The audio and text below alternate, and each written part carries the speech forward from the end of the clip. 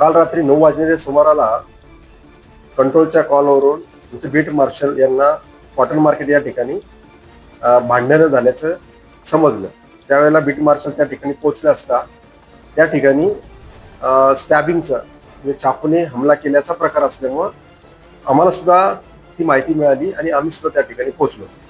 त्या ठिकाणी गेल्यानंतर केलेल्या चौकशीवरून एक सविता दुर्गाप्रसाद मरसकोले नावाची महिला आहे आणि तिचा पती जो आहे तो दुर्गाप्रसाद चंदूलाल मरसकोले या तिच्या पतीने ही जी महिला आहे तिच्या ओळखीच्या इसमावर चाकूने हमला केला होता.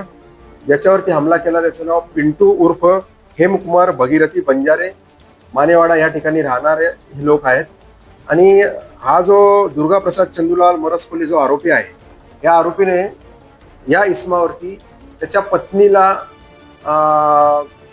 लांब जाण्यासाठी भाग पाडत आहे किंवा माझ्यापासून लांब करत आहे अशा संशयावरून त्याने या व्यक्तीवरती हमला केला होता. आणि यामध्ये जो जखमी आहे तो सध्या मेयो हॉस्पिटलला ॲडमिट आहे आणि आरोपी जो आहे त्या आरोपीला आम्ही अटक केलेला आहे.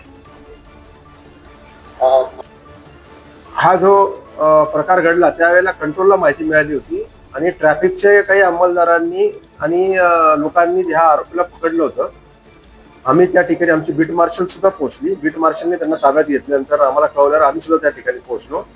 मग आरोपीला ताब्यात घेऊन या जो विक्टीम आहे त्या विक्टीमची जी मानलेली बहीण आहे त्या बहिणीची तक्रार आम्ही घेतलेली आहे. तिचं नाव आहे सुजाता खरे.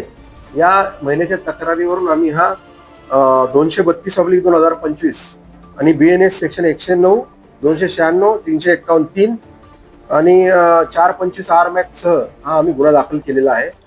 यामध्ये आरोपी अटक आहे आणि आरोपींनी जी स्टॅबिंग केलेलं आहे विक्टिमला तर ते संशयावरून केलेले. त्यामध्ये अधिक तपास आम्ही करून यामध्ये नेमकं काय प्रकार आहे त्याची माहिती घेत आहोत. आरोपीला आज कोर्टामध्ये हजर करण्यात येणार आहे. त्याची पोलीस कस्टडी घेण्यात येणार आहे.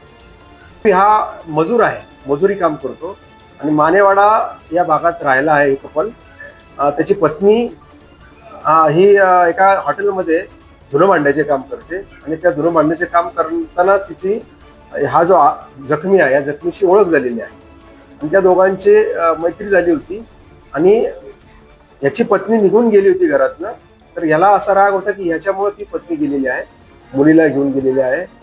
तर त्या रागातनं यांनी हा प्रकार केला होता. या पत्नीच्या बाबतीत हुडकेश्वर या ठिकाणी मिसिंग सुद्धा दाखल आहे. त्या मिसिंगच्या बाबतीत स्वतः ती सांगण्यासाठीच ती महिला नागपूरला परत आली होती, बाहेर गेली होती, परत आली होती.